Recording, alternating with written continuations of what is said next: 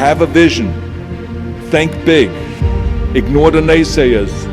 Work your ass off and give back and change the world. Because if not us, who? If not now, when?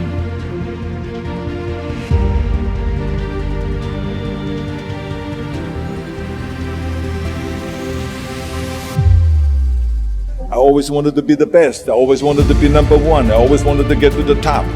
I never believed in just getting by. Now, I have nothing against people that just want to get by. So my first rule is find your vision and follow it. You see, I think it's the most important thing that we have a very clear vision of where we go. A goal, where do we go? Because you can have the best ship in the world.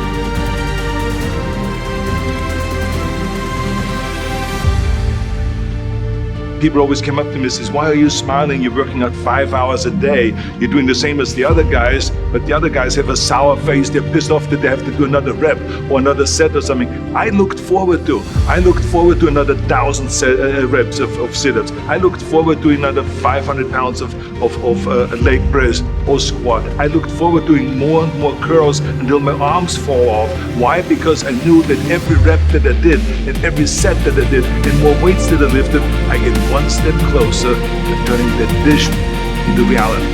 So I was turned on by that. I was excited. I couldn't wait to get to the gym.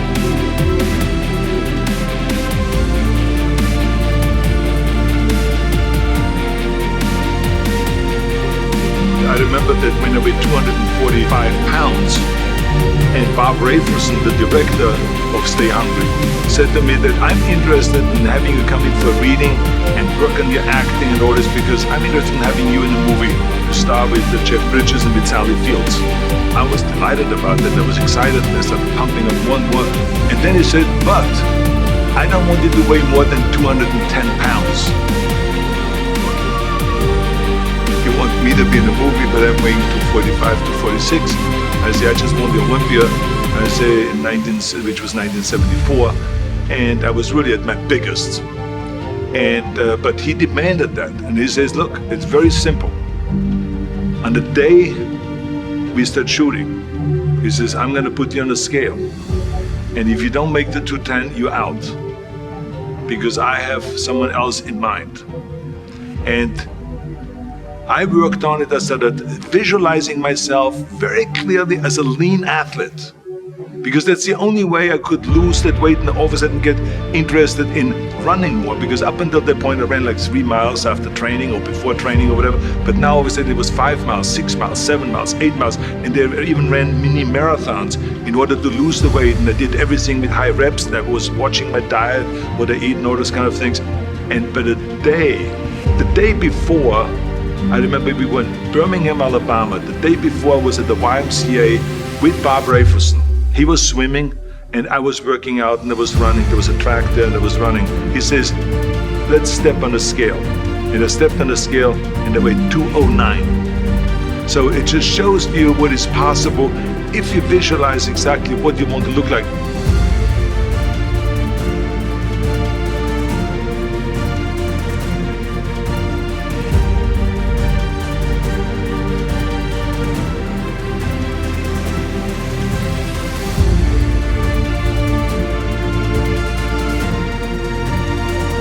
There was no room for any kind of like, well, I can't get my act together or anything like this, because there's only a certain amount of time. But the key thing again is have the clear vision.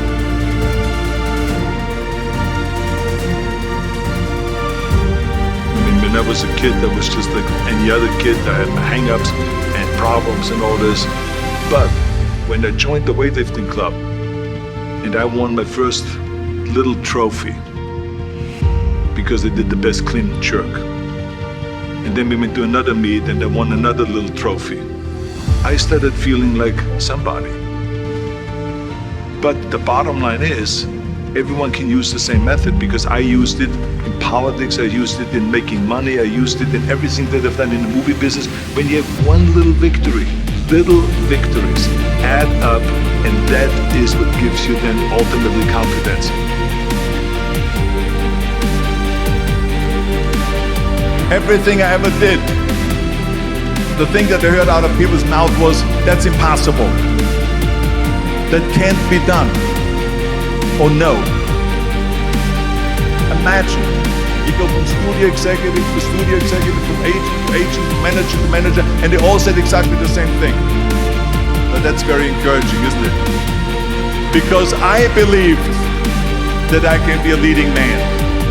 I believed that I could be another Clint Eastwood, or another Burt Reynolds, or another Warren Beatty, or whatever those characters were, Charles Bronson and so on. I believed that I could be those people. I said, there's enough room on that ladder that I can fit up there. And I look back again and learn from what I learned in sports. In my case, in bodybuilding. It's all about the hard work that you put in. I said to myself, in bodybuilding, I worked out 5-6 hours a day. I'm going to do the same thing now for acting. So whenever someone said to me, it can't be done, I heard it can be done. When they said no, I heard yes. And when they said it's impossible, I heard it is possible. Because I am a strong believer.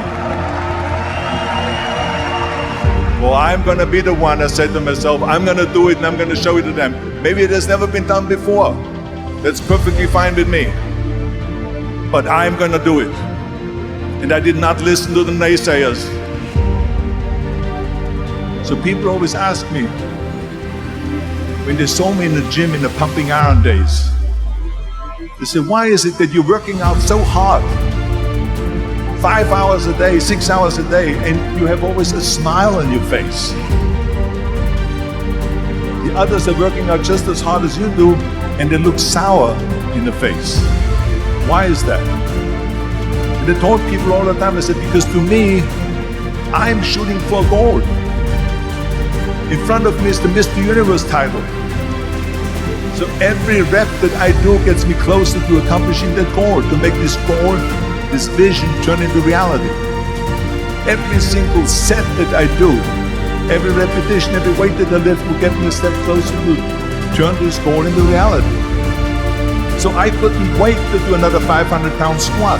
I couldn't wait to do another 500-pound bench press. I couldn't wait to do another 2,000 reps of sit-ups.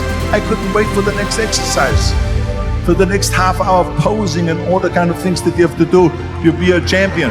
The very body that they said can never be sold because the time is wrong.